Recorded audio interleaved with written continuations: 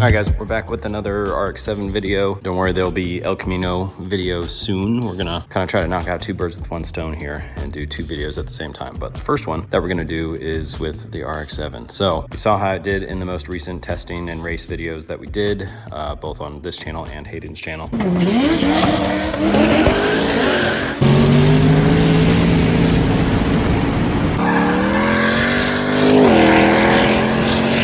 We got a lot of questions on, or actually it wasn't really a lot of questions, it was a lot of assumptions on how much this thing weighs, saying that, you know, obviously it's quick because it's super light. I think you guys are gonna be super surprised in how much it actually does weigh, because that's what we're gonna do today. We're gonna take this over to PTS Fab. Nick's got some scales that we can borrow, and we're gonna see how much this thing actually weighs. All right, well, let's see if this thing starts decent.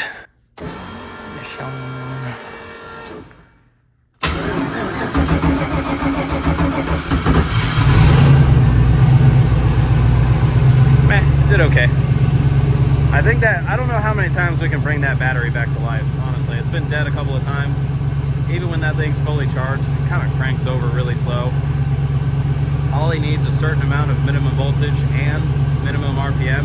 And if that battery can't get that starter going to a high enough RPM, you know, it's not even gonna try. All right, so we'll let this thing warm up and then we'll get it in the trailer.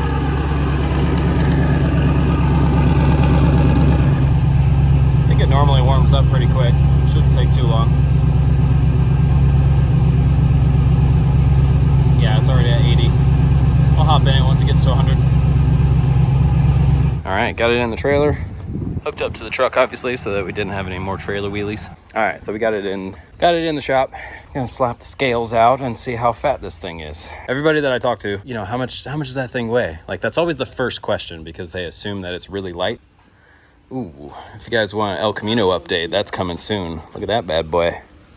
Jeez, there's just big stuff laying around all over the place here. I'm doing a shop sweep. Haven't been in here in a while. Whoa, where are those from? This thing's a freaking bar. Oh yeah, I forgot about that. Got bar on bars over here.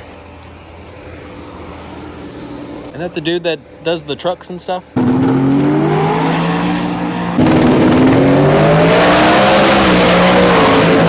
Oh, gotcha. Well, the trucks aren't fast enough? It's like, God damn it, all these Fox bodies keep beating us. Yeah.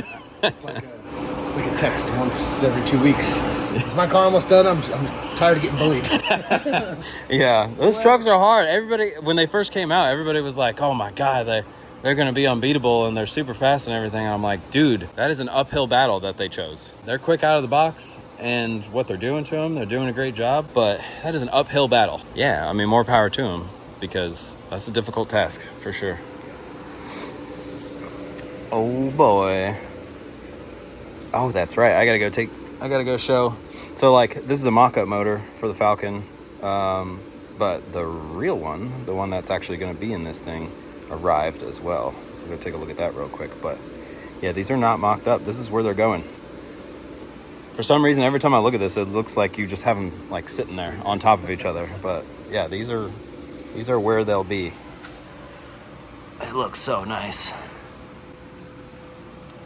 Yeah, this thing's gonna be pretty cool. It'll be 85, so we actually have an intercooler on there.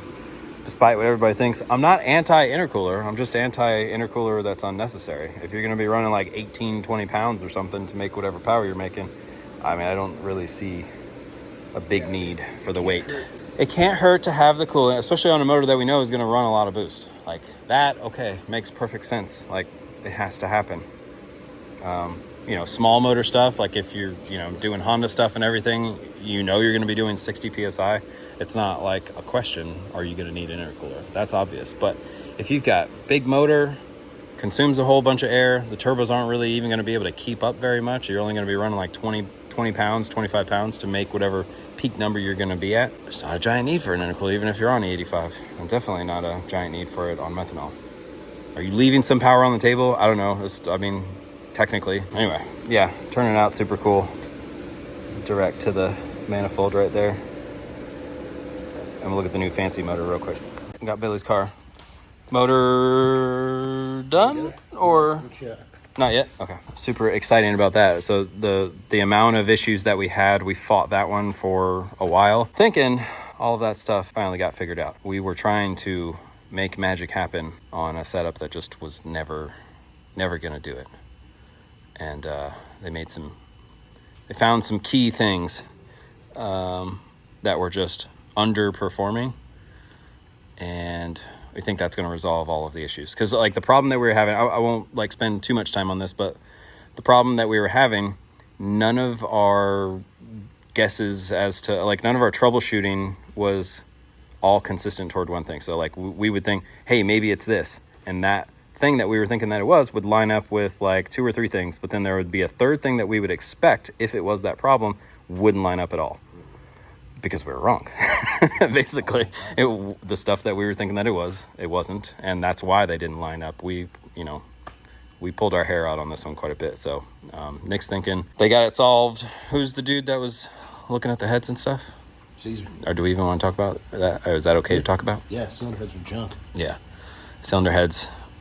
We think we're just screwing us royally. We were making air do things that it shouldn't. We're hoping that's problem solved. Come back, and I shouldn't say as easy as it was to make power. As much power as it did make, we should be able to make the same and more with ease. So looking forward to that. All right, but for that Falcon that we were looking at, here's the nice motor, the all ready to go motor. The guys over are they New Zealand or Australia? Australia. Dandy Race Engines.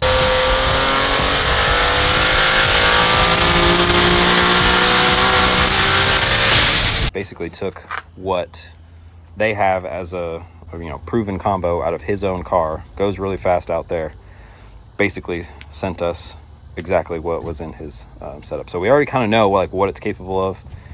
He sent over a calibration for the fuel tech that's going to be in this that already pretty much should run this thing. I mean, it should go pretty smooth, and it should go really fast. Yeah, it should be sweet. So hoping for really good things from this.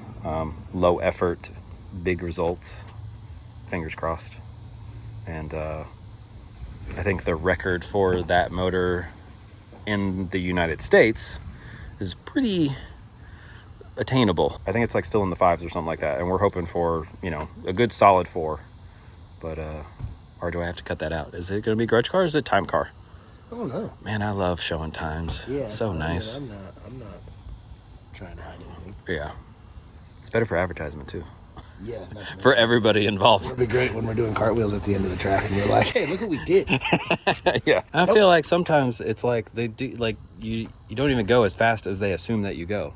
Yeah, and it kind of takes the wind out of your sails when you finally do tell them the time, and they're like, oh, you're like, motherfucker, that was really hard to do that. Let's see how much this thing weighs. Wait, we can't put it on the scales yet? What the hell? This thing's got so much damn travel, it takes forever to jack it up. I think that's good. Good, because that's how the far my jack goes. Oh, good. Damn, maxing out. All right, we got it on the scales. I got to get in here for an accurate weight. And we'll probably, we could subtract. We could subtract 20 pounds. Subtract 20? Yeah, I mean, for Hayden being in here. Oh. I think he's about 20 pounds less than me as it sits. So what's the damage? 33.60. Damn, okay. So we were pretty close. That's a huge bit. I was thinking 33.40-ish. That's the weight. Now, I got to blur out the splits and everything because I don't think he wants to share that. It worked. Secret sauce. Yeah, I mean, it worked really well for us. So, I mean, I think there's a lot of question as to like what's a good rear split, what's too much in the rear, what's not enough in the rear. I tell you right now, it's not 2,500 or 2,800 or 2,900 as it sits in that race. It was 33.60 or no. Okay, so 33.40 is spot on actually because that's 20 pounds less. And that's what it would have been if Hayden was in here. So it's fat, but it helped us out quite a bit. All right, so that's going to do it for this one. We got what we wanted out of it. We found out the total weight. We did find out the weight split too. It's around what we were thinking it was. So, I mean, we were pretty on point with our guesses. So now we have an idea of the type of mechanical grip that we get with the amount of weight that we currently have on the rear. So if we apply this to, some other car, we've got some information to go with. So like on that surface with this tire, with these suspension characteristics, we know that this amount of weight is going to provide us with that amount of mechanical grip. So in the future, when he does another one of these and it's significantly lighter, we know kind of where we're going to be at with mechanical grip if the rear is, 500 pounds lighter or 1,000 pounds lighter or something like that, because the total weight of the car is lighter. So it'll be interesting to see what we can do with that info. But anyway, like, share, subscribe, comment, let me know what you think. See you on the next one.